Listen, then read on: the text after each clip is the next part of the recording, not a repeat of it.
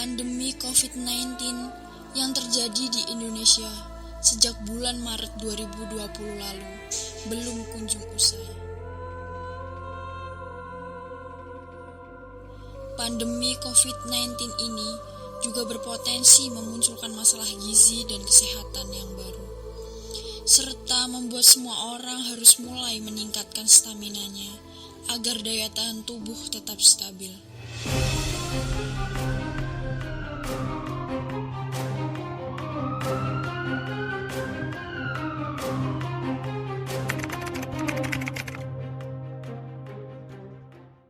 Untuk gejalanya sendiri terdiri dari 3 macam, yaitu gejala yang paling umum, gejala yang tidak umum, dan gejala serius. Untuk gejala yang paling umum yaitu ada demam, batuk, kelelahan, dan kehilangan rasa atau bau. Untuk gejala yang tidak umum yaitu ada sakit tenggorokan, sakit kepala, diare, ruam pada kulit atau perubahan warna pada jari tangan atau jari kaki, dan mata merah atau iritasi. Untuk gejala yang serius ada 3, yaitu kesulitan bernafas atau sesak, lalu kesulitan berbicara atau bergerak atau bingung, lalu yang terakhir ada nyeri dada. Ada beberapa faktor yang mempengaruhi kebutuhan nutrisi. Di antaranya yang pertama ada ukuran tubuh. Orang yang bertubuh besar akan memerlukan zat gizi lebih banyak dibandingkan dengan orang yang bertubuh kecil. Lalu yang kedua usia. Pada usia remaja yang memiliki banyak aktivitas dan terjadi pertumbuhan yang pesat, akan lebih banyak membutuhkan zat pembangun dan zat tenaga dibandingkan dengan usia yang sudah mulai tua. Selanjutnya jenis kelamin. Pada usia tertentu, pria membutuhkan lebih banyak zat gizi daripada wanita karena aktivitasnya atau karena ukuran tubuh yang lebih besar. Dan untuk zat gizi tertentu, terkadang juga wanita memerlukan zat gizi yang lebih banyak daripada pria. Faktor yang keempat yaitu pekerjaan. Perbedaan pekerjaan, terutama pekerjaan yang memerlukan banyak kekuatan otot, ini akan lebih banyak memerlukan zat gizi daripada pekerjaan yang memerlukan otak. Selanjutnya, faktor yang terakhir yaitu keadaan hamil dan menyusui. Ibu hamil dan menyusui memerlukan lebih banyak zat gizi daripada wanita dalam keadaan tidak hamil atau menyusui. Hal ini dikarenakan pertumbuhan janin dalam kandungan persediaan makanan bayi pada waktu dilahirkan, serta bahan persiapan air susu ibu. Lalu, bagaimanakah asupan yang tepat dalam memenuhi kebutuhan cairan dan nutrisi bagi pasien COVID-19? Yang pertama, total kebutuhan energi. Pada kondisi stabil tapi sudah terdiagnosis COVID-19, maka total kebutuhan energinya yaitu 30-35 kilokalori per kilogram berat badan ideal per hari. Lalu penambahan energi dibutuhkan jika dalam kondisi demam. Setiap kenaikan 1 derajat Celcius di atas 37 derajat Celcius, maka diperlukan penambahan energi sebanyak 13%. Lalu pada kondisi critical ill, kebutuhan energinya sebanyak 20-30 kilokalori per kilogram berat badan ideal per hari. Lalu pada kondisi obes, kebutuhan energinya sebanyak 11-14 kilokalori per kilogram berat badan aktual per hari. Kebutuhan karbohidrat. Range karbohidrat yaitu 50-60% dari total kebutuhan energi. Pada pasien COVID-19 terjadi perubahan metabolisme glukosa, yaitu terjadi peningkatan glikolisis, peningkatan gluconeogenesis, dan rentan terjadi resistensi insulin dan peningkatan glukosa darah. Sumber karbohidrat seperti nasi, jagung, ubi, dan sebagainya sebaiknya dikonsumsi dengan secara tidak berlebih. Pasien dengan respirasi berat, maka kebutuhan karbohidrat dapat dikurangi sampai 50% dari total kebutuhan energi.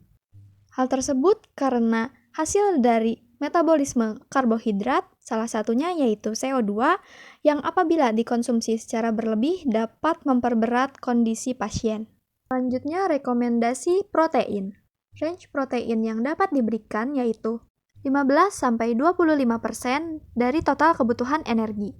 Disarankan 50% kebutuhan protein berasal dari sumber hewani. Juga disarankan untuk mengkonsumsi protein dengan nilai biologis tinggi dan mengandung BCAA, seperti telur, ikan, daging sapi tanpa lemak, dan susu. Selanjutnya lemak. Range lemak yang dapat diberikan yaitu 25-30% dari total kebutuhan energi. Sumber lemak yang direkomendasikan yang pertama ada asam lemak esensial, yaitu minyak sayur. Yang kedua, omega 3 yang berfungsi untuk meningkatkan proses fagositosis oleh makrofag dan neutrofil serta menekan produksi sitokin inflamasi.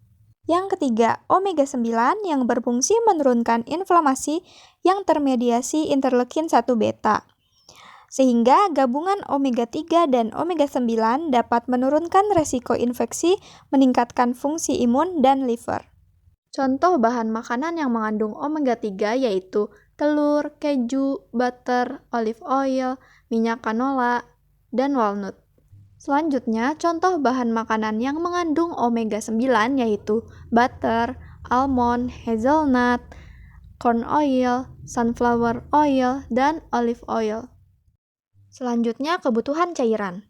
Pada pasien COVID-19 sangat disarankan untuk banyak mengkonsumsi air putih yang berguna dalam memenuhi cairan agar dapat mencegah dehidrasi. Kebutuhan cairan bagi pasien yang stabil yaitu 30-40 ml per kilogram berat badan per hari.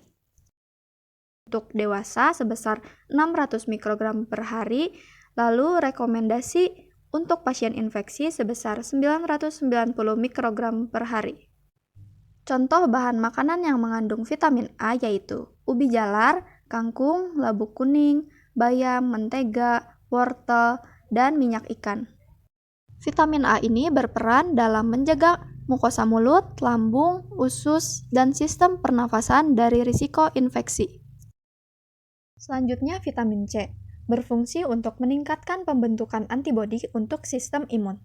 Rekomendasi vitamin C harian sebesar 200 mg dan suplementasi vitamin C pada pasien infeksi sebanyak 250-800 mg per hari menurunkan lama hari rawat. Contoh bahan makanan yang mengandung vitamin C yaitu jambu biji, stroberi, lemon, jeruk, pepaya, dan brokoli. Selanjutnya, vitamin E berperan sebagai antioksidan untuk menetralkan radikal bebas. Rekomendasi kebutuhan harian vitamin E yaitu sebanyak 10 mg. Contoh bahan makanan yang mengandung vitamin E yaitu telur, alpukat, almond, dan minyak ikan. Selanjutnya, zinc. Rekomendasi konsumsinya yaitu sebesar 20-40 mg per hari. Zinc ini dapat meningkatkan fungsi imun.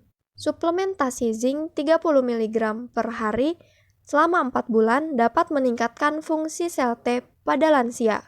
Lalu suplementasi 7 mg pada anak usia 2-3 tahun dan 9,45 mg pada usia 4-5 tahun selama 16 minggu dapat meningkatkan respon imun innate dan mengurangi risiko flu berulang.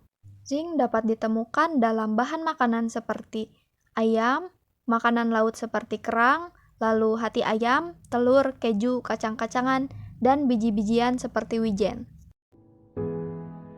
Demikianlah video dari kami mengenai kebutuhan cairan dan nutrisi bagi pasien COVID-19. Semoga video ini dapat bermanfaat bagi masyarakat, terutama bagi pasien COVID-19, supaya bisa memenuhi kebutuhan cairan dan nutrisinya dengan baik.